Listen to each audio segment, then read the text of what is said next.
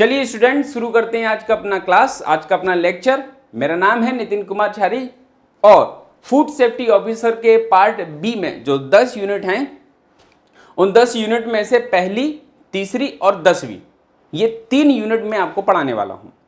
पढ़ाने के पहले हम सबसे पहले क्या कर लेते हैं, एक जनरली इसका सिलेबस जो है वो डिस्कस कर लेते हैं, है ना, कि इस यूनिट के अंदर हमें पढ़ना क्या है। पहली यूनिट के अंदर क्या पढ़ना है, तीसरी के अंदर क्या पढ़ना है, 10वीं यूनिट के अंदर क्या पढ़ना है, वो हम सरसरी नज़र से देख लेते हैं, उनके बारे में थोड़ा बहुत डिस्कस कर लेते हैं। फिर कल से हम सबसे पहले अपनी यूनिट वाइज जो अपना पढ़ने का तरीका है उसको स्टार्ट कर देंगे। ठीक है, तो चलिए, यूनिट पहली का जो सिलेबस है वो बहुत ही आसान सिलेबस है और बहुत ही इंपॉर्टेंट भी है। देखो, आयोग ने आपको 10 यूनिट दी हैं। 10 यूनिट का मतलब आपको यहाँ पे ऐसा कहीं लिख के तो नहीं दिया है, लेकिन अंदाजतः अपन ये मान सकते हैं प्रत्येक यूनिट से 10-10 क्वेश्चन पूछे जाएंगे। और इस यूनिट से अगर 10 क्वेश्चन आएंगे तो ये मान के चलना, ये आपके लिए हर एक क्वेश्चन बोनस होगा, क्योंकि सिंपल यूनिट है, अच्छे से पढ़ना है, ईमानदारी से प्रैक्टिस करनी है और अपना काम बन जाएगा। ठीक है, तो पहली यूनिट का नाम है बुनियादी खाद्य विज्ञान का परिचय, है ना। नाम में ही आपको यहाँ पे सीधी सी बात नजर आ रही है कि बुनियादी खाद्य विज्ञान का परिचय, यानी कि introduction to basic food science.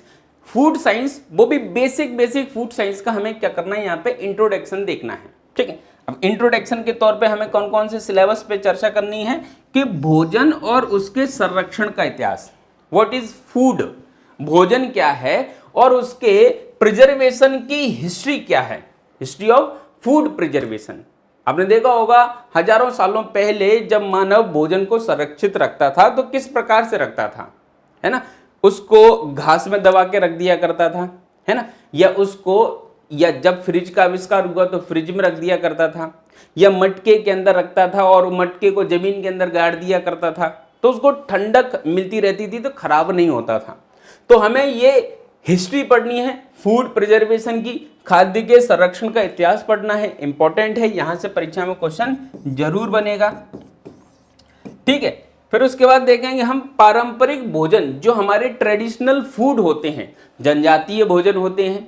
ठीक है, यूपी में अलग एक परंपरागत भोजन है, महाराष्ट्र में अलग एक परंपरागत भोजन है, पंजाब में अलग परंपरागत भोजन है, राजस्थान में अलग है, बंगाल में अलग है, बिहार में अलग है, लिट्टी चोखा, नाम सुने होंगे ये सब चीजें। तो हमें परंपरागत जो भोजन है, पारंपरिक ट्रेडिशनल जो फूड है वो पढ़ना है, उसका इंपॉर्टेंस पढ़ना है, महत्व पढ़ना है। खाद्य का, फूड का फोर्टिफिकेशन, है ना, खाद्य फोर्टिफिकेशन हिंदी इंग्लिश मिक्स लिखा हुआ है ना। खाद्य सुदृढ़ीकरण हिंदी में अगर बोलेंगे तो खाद्य सुदृढ़ीकरण, इंग्लिश में बोलेंगे तो फूड फोर्टिफिकेशन। क्या है कि जब हमने खाना लिया, ये हमने रॉ मटेरियल लिया, कच्चा पदार्थ लिया, ठीक है, कच्चा पदार्थ जब हमने लिया, इस कच्चे पदार्थ को हमने क्या किया, पकाया। तो जब इस कच्चे पदार्थ को हमने पकाया तो पकाते समय इसमें कई सारे न्यूट्रिशन वैल्यूज जो है वो नष्ट हो गई। इनमें कैल्शियम था, नष्ट हो गया, इसमें पोटेशियम था, नष्ट हो गया, इसमें विटामिन था, नष्ट हो गया, इसमें कई न्यूट्रिशन वैल्यूज जो है वो रिड्यूस हो गई, नष्ट हो गई। तो अब ऐसी स्थिति में इसका हमको क्या करना पड़ेगा, सुदृढ़ीकरण करना पड़ेगा, फोर्टिफिकेशन करना पड़ेगा। तो अब इसके अंदर कुछ ऐसे पदार्थ मिलाए जाएंगे, कुछ ऐसे इंग्रेडिएंट डाले जाएंगे जिससे इसके अंदर न्यूट्रिशन वैल्यू इंक्रीज हो जाए, बढ़ जाए, है ना, उसको कहते हैं फूड फोर्टिफिकेशन। तो उसकी क्या भूमिका है, उसका क्या इंपॉर्टेंस है, ये पढ़ना है हमें। ठीक है, भारत में उचित भोजन की चुनौतियों के पहलू, मध्य प्रदेश के आदिवासी भोजन, ये 2 टॉपिक हमें यहाँ पे पढ़ने हैं, है ना।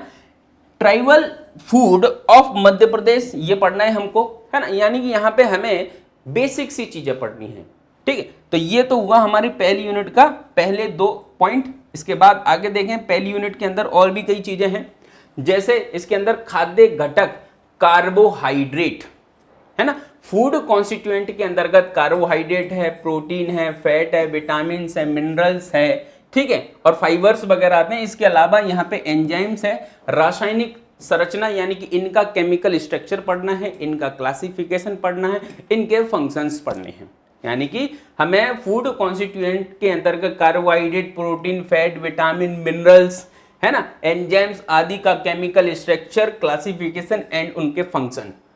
कार्बोहाइड्रेट हमारे शरीर में क्या काम करता है, प्रोटीन क्या करता है, फैट क्या करता है, विटामिन क्या करता है, मिनरल्स क्या करता है, एंजाइम्स क्या करता है, इनकी स्ट्रक्चर कैसी होती है, क्या काम करते हैं, इनका क्लासिफिकेशन यानी इनके प्रकार, इनके बारे में। ठीक, और पहली यूनिट का ये सबसे इंपॉर्टेंट टॉपिक है, ये बात याद रखेंगे। पहली यूनिट का ये सबसे ज्यादा खतरनाक इंपॉर्टेंट टॉपिक है।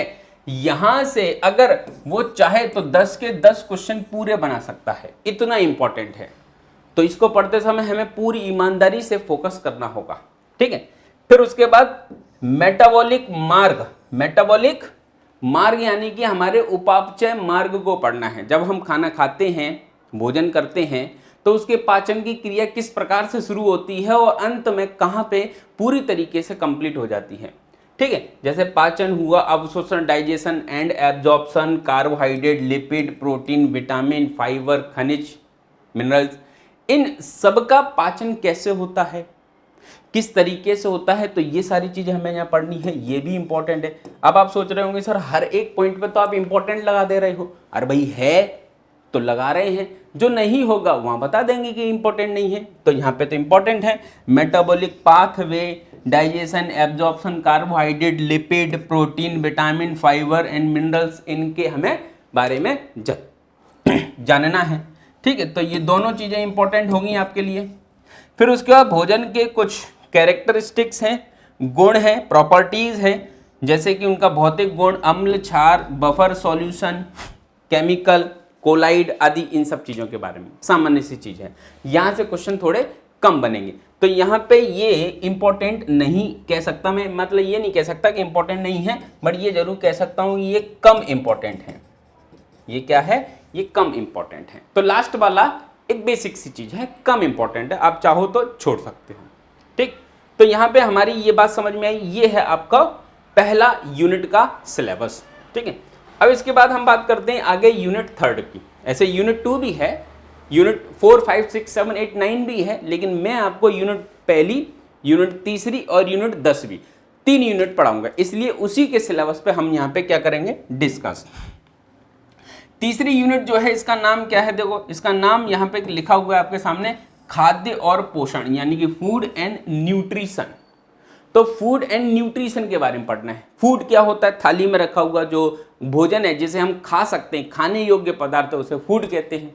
खाने के बाद पाचन होता है, डाइजेशन होता है, एब्जॉर्प्शन होता है, फिर उससे हमारे शरीर को एनर्जी मिलती है, उससे हमारे शरीर को मिनरल्स, फाइबर सिंपल फॉर्म में मिलते हैं जो हमारे शरीर को एनर्जी दे, उसको हम न्यूट्रिशन बोलते हैं। ठीक है, तो इसके अंतर्गत हमें क्या क्या पढ़ना है भैया, देख लेते हैं। खाद्य और पोषण, खाद्य और पोषण यानी कि फूड एंड न्यूट्रिशन के अंतर्गत हमें इनके कार्य, इनका वर्गीकरण और इनके स्रोत। अच्छा, यहाँ पे एक चीज और समझ लेना है कि जो फूड है ना, इसका वर्गीकरण यानी कि इसको 2 भागों में बांटा है, गुरु पोषक तत्व, लघु पोषक तत्व, मैक्रो न्यूट्रिशन, माइक्रो न्यूट्रिशन।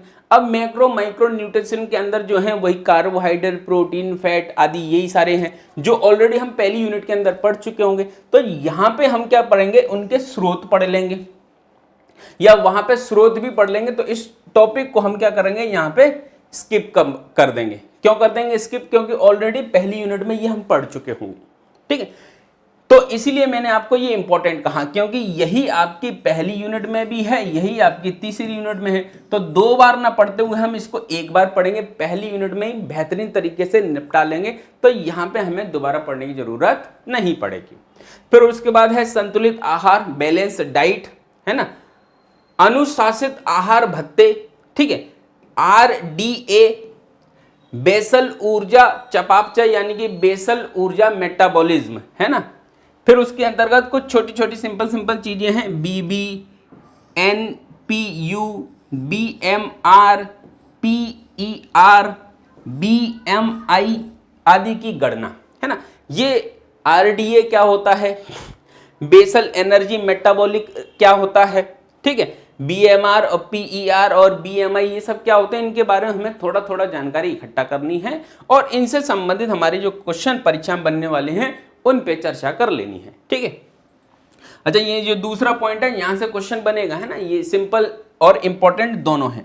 ठीक है, तीसरा है मानव पोषण की स्थिति का आकलन करने की तकनीकें, कुपोषण के कारण और निवारण। ठीक है, यहाँ पे कुपोषण तो जितना इंपॉर्टेंट नहीं है, बस इंपॉर्टेंट है मानव में जो हम पोषण की स्थिति है उसका आकलन कैसे करते हैं, कैसे पता करते हैं कि भैया ये उपयुक्त भोजन करता है, ये नहीं करता है, ये पोषित है, ये कुपोषित है, कैसे पता करेंगे। तो उसकी टेक्नोलॉजी से एक आध क्वेश्चन बनेगा, है ना, पढ़ा होगा ना आपने। टेक्नोलॉजी इंपॉर्टेंट है भैया, आज के समय में टेक्नोलॉजी बहुत इंपॉर्टेंट है।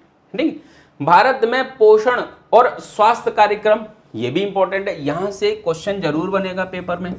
भारत में पोषण और स्वास्थ्य कार्यक्रम, है ना, जैसे MDMP है ना, ICDS integrated child development scheme, फिर उसके बाद राष्ट्रीय खाद्य सुरक्षा mission, national food safety mission, और इसके अलावा भी और बहुत सारे हम यहाँ पे कवर कर लेंगे।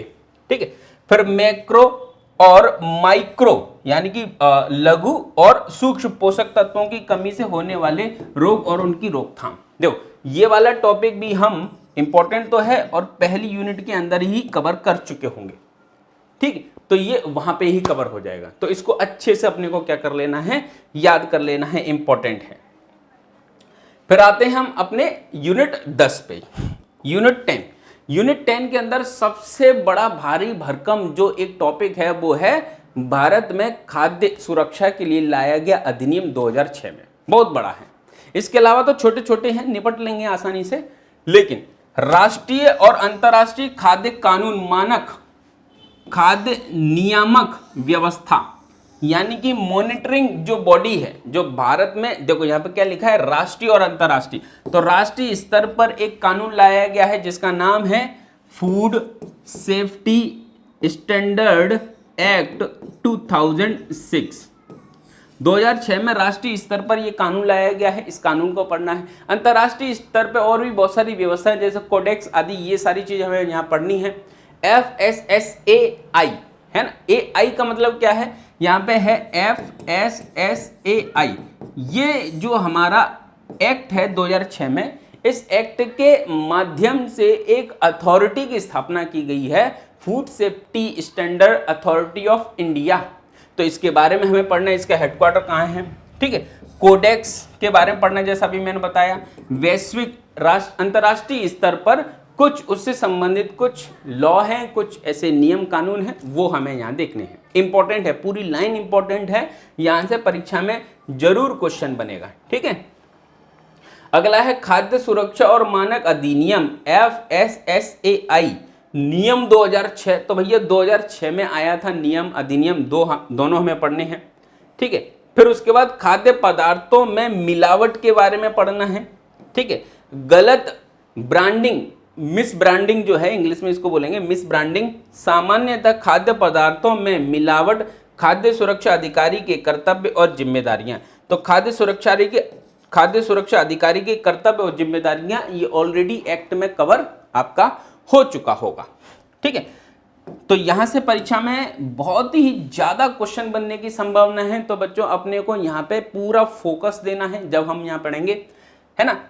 जैसा मैंने आपको पहले बताया है कि आयोग ने कभी भी ये लिख के नहीं दिया है कि हर एक यूनिट से 10 क्वेश्चन बनेंगे, है ना। पार्ट ए जो है आपका और पार्ट बी है, पार्ट ए की 5 यूनिट, पार्ट बी की 10 यूनिट, टोटल हुई 15 यूनिट। हर यूनिट से 10-10 क्वेश्चन का एवरेज हम मान लें तो हमारे जो 150 क्वेश्चन है वो बनने वाले हैं, एवरेज तो मान ही सकते हैं। ठीक है, इसका मतलब मैं आपको जो पढ़ाने वाला हूं यूनिट पहली, यूनिट तीसरी और यूनिट 10वीं, यानी टोटल 3 यूनिट, टोटल 10 के हिसाब से 30 नंबर का मैं आपको पढ़ाने वाला हूं। पार्ट बी के हिसाब से देखेंगे तो 30% सिलेबस मैं कवर करा रहा हूं और इस 30% सिलेबस से जो 30 क्वेश्चन आपके बनने वाले हैं, 30 में से 30 पूरे सही होंगे। बस आपको जैसा मैं कहता जा रहा हूं वैसा करते जाना है। ठीक है, प्रमाणन प्रक्रिया, लेखा परीक्षा, प्रमाणन, मान्यता देने वाली संस्थाएं, है ना, जो भी सर्टिफिकेट, प्रोसेस, ऑडिट, जो भी सारी चीजें हो रही हैं उनको रेगुलेट करने वाले इंस्टीट्यूशंस हैं, उनके बारे में पढ़ना है यहाँ पे। जैसे भारतीय मानक ब्यूरो हो गया, है ना, भारतीय मानक ब्यूरो, एगमार्क इंपॉर्टेंट है, बाट माप तोल अधिनियम, बट्टा माप तोल अधिनियम होता है ना, वो उनके कुछ सिद्धांत हैं, उनका कार्यान्वयन यानी कि उनका रेगुलेशन कैसे वो फंक्शन कर रहे हैं, दस्तावेजीकरण, अभिलेखों के प्रकार यानी कि डॉक्यूमेंटेशन एंड रिकॉर्ड्स किस प्रकार से रखे जाते हैं उनके बारे में, है ना, टाइप ऑफ रिकॉर्ड्स, ठीक है, डॉक्यूमेंटेशन आदि, इन सब चीजों को पढ़ना है, ये भी इंपॉर्टेंट है। फिर उसके बाद जैविक भोजन और आनुवंशिक रूप से संशोधित भोजन, इसको हम ये कह सकते हैं जीएम क्रॉप हमें यहाँ पे मुख्य रूप से पढ़नी होगी। जेनेटिकली मॉडिफिकेशन जो है वो हमें यहाँ पे पढ़ना होगा। एक तो ऑर्गेनिक पढ़ना होगा, ऑर्गेनिक फूड क्या है, ये सिंपल सी बात है ना, और दूसरा जेनेटिकली मॉडिफिकेशन फूड, दो टॉपिक यहाँ पे दिए हैं। दोनों में से ये जो जेनेटिकली मॉडिफाइड है ये ज़्यादा इंपॉर्टेंट है, ये हमारे लिए परीक्षा की दृष्टि से थोड़ा हमें ध्यान रखना है। फिर है खाद्य संस्थान CFTRIN, है ना, यहाँ पे इसमें इंग्लिश में NIFTEM, है ना, NIFTEM, ICAR agriculture research institute of India वाला, ICAMR यानी Indian council of medical research, ठीक है, ये कुछ संस्थाएं हैं, ये संस्थाओं से भी हमारी परीक्षा में क्वेश्चन बन सकते हैं, ठीक है। तो ये हमारा सिलेबस हुआ किसका, यूनिट 10 का। तो जैसा मैंने आपको बताया कि ये जो सिलेबस है जिस पे हम यहाँ डिस्कस कर रहे हैं, पहली यूनिट का, तीसरी यूनिट का और 10वीं यूनिट का सिलेबस जो हमने यहाँ पे डिस्कस किया, इन पूरे सिलेबस के अंतर्गत एक एक चीज को, एक एक टॉपिक को बारीकी से हम पढ़ते जाएंगे, बाइलिंगुअल पढ़ते जाएंगे। कोई भी समस्या आपको रहेगी आप मुझसे संपर्क करके अपनी समस्या का समाधान भी प्राप्त कर सकते हैं, ठीक है। तो ये छोटा सा डिस्कशन लेक्चर था जिसको हम आपके लिए लेकर आए हैं। यहाँ पे इस लेक्चर को विराम देते हैं। कल से लगातार एक एक करके लेक्चर वाइज हम टॉपिक वाइज लेक्चर स्टार्ट करेंगे। तो मुलाकात क्लास में होगी। आज यहीं तक, जय हिंद।